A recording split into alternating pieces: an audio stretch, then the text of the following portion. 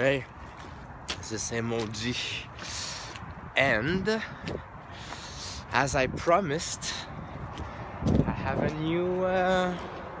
a new train yard. So this is it. I'm gonna show to you the new train yard. It's one of many. I have more, but it goes like this. So you have this.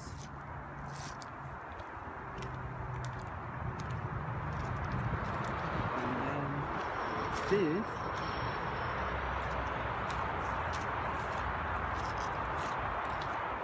and there you go. So it is quite different. It is huge. It is really huge, and but there's more witnesses. So I shall not you know, walk around and too much, because I don't want to be caught by the police and stuff. But yes, so I have a hobo video. So this is the new location. This is where it goes. But yeah. Anyway, so I have a hobo video today. I was listening to Runeslinger's Canon, you know, Canon video about playing with Canon, and it was addressing a particular problem that might arise when you play in a well-known setting like Star Wars and stuff. And so I was not necessarily how can I say that,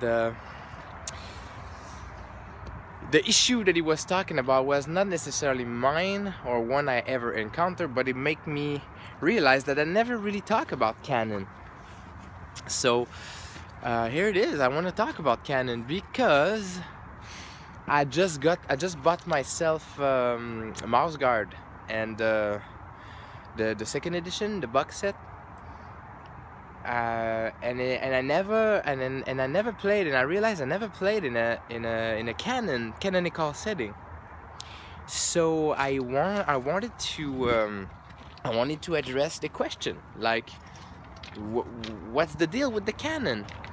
Because okay, so let's see how that goes. I mean, when you have a Canon, so for example, you have a book series, a graphic novel series, or movie series like Star Wars, or a graphic novel like Mouse Guard.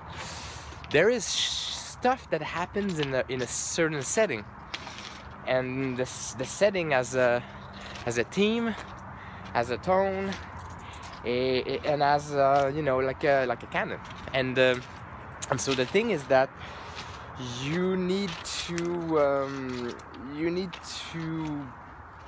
when you play and you have a group of players that loves that setting, you need to, you know, take care of some question. And like for example, like, do you wanna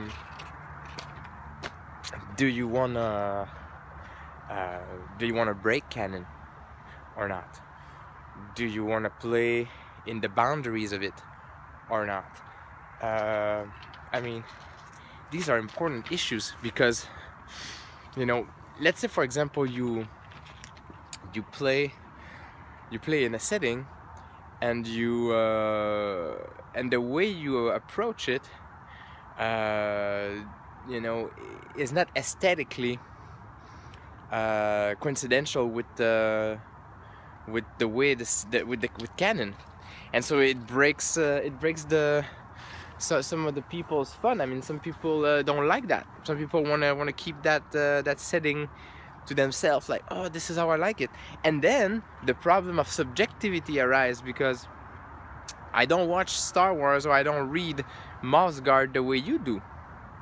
I don't have the same perspective on it, right? The sound, you know, especially when you play in a setting that is written, you know. A movie gives you an experience, and it gives it to you like that. It's hard to interpret it differently. But a book, let's say for example in Mouse Guard, there is a couple mices You know, let's say for those who've read the Mouse Guard, let's say Saxon might not sound the same way to me that it sounds to you or Liam or whatever. So it makes for an interpretative subjectivity thing where, oh, I was reading Mouse Guard as to my kids, and the other guy says, oh no, for me Mouse Guard was a really dark and complex setting, and I'm like, oh shit, okay, we're far from each other now. So that's the thing, and I think that Runeslinger did a great job of explaining what you should do with your group and all that, you know, especially the talking to the player thing. But to me, it made me realize, and this is why it's a hobo video, because I'm just jumping on the topic of Canon and I'm talking about something else, is that I never played Canon. I do think, oh, that's not true. I played World of Darkness. World of Darkness has a Canon setting thing. But I never played, I think, yeah, I'm pretty sure now. I think I never played a setting that is not an RPG setting. And I do think that Mouse Guard is gonna be the first. Like, I never played a Star Wars game. I never played like a Die Hard. Like, I want to emulate Die Hard. Or I never played a I don't know, Asterix or you know, a graphic novel. Like, I never played Marvel, The Avenger, or Batman, or whatever, stuff like that. So the question arose. I was watching the Runeslinger's video. Was like,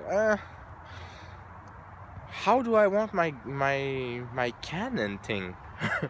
and this video right now is about the reflection I have on it. I'm thinking out loud. I think I will not break Canon. Like, for example, in Mouse Guard, when I'm gonna get the game, you know, I read the graphic novel, so I know about it. So I want to be true to Canon, that's for sure.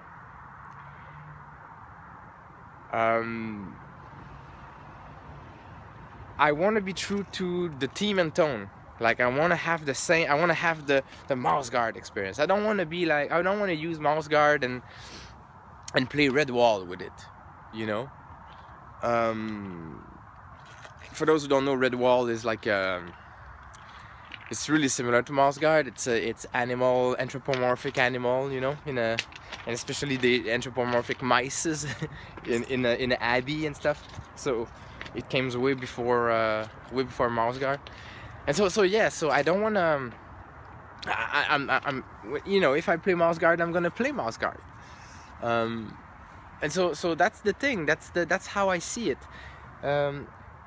Though I'm gonna allow myself to explore the setting, because when you read the Mouse Guard graphic novel, I mean, especially that's my experience with it. You know, there was missing. I mean, I wanted more. I wanted way more, and I don't have it.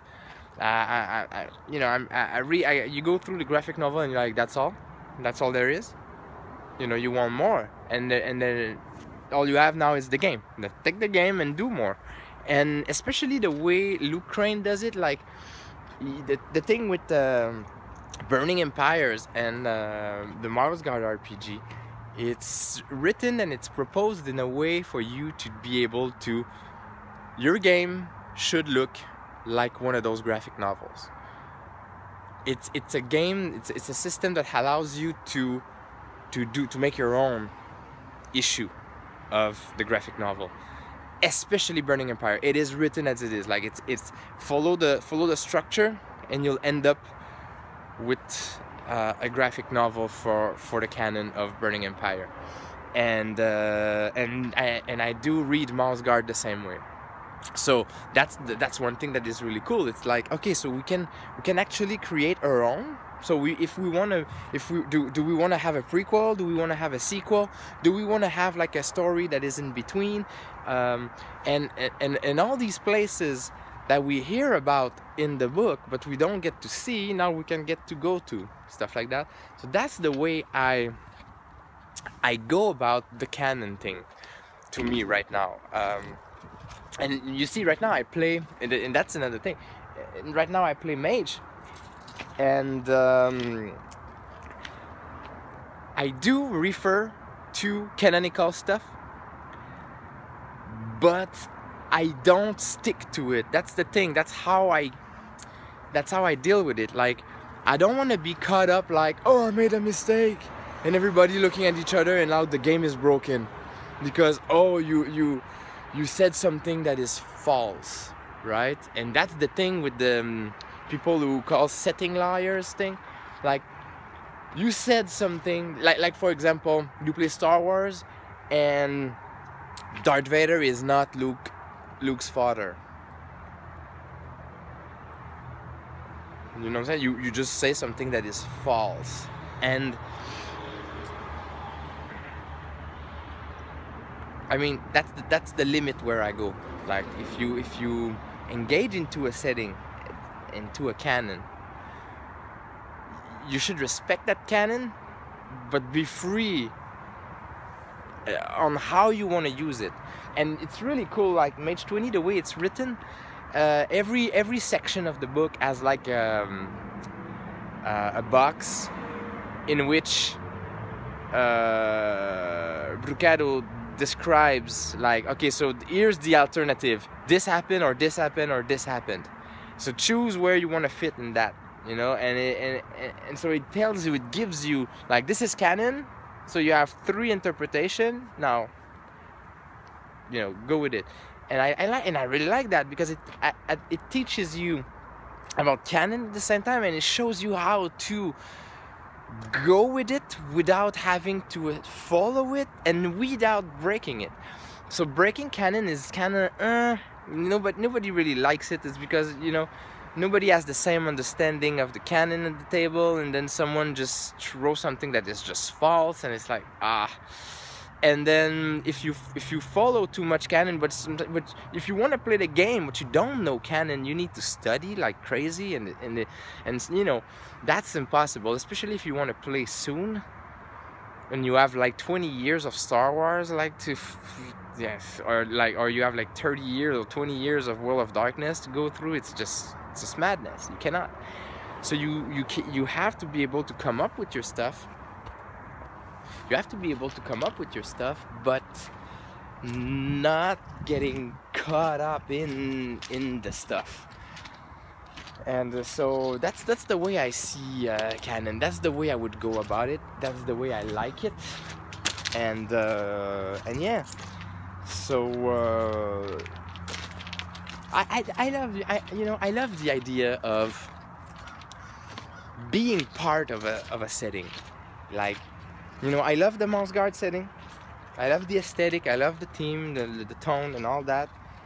So I want to be part of that. So I wanna play the thing. I wanna, you know, I wanna be part of. I wanna have the feeling that I've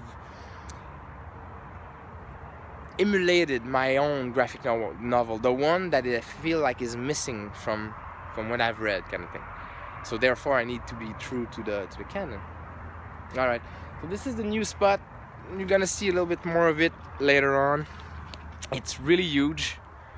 Telling you right away, it's huge. The thing is, but I'm not gonna be able to. I have to be careful. So anyway, thank you for watching. Talk to you soon.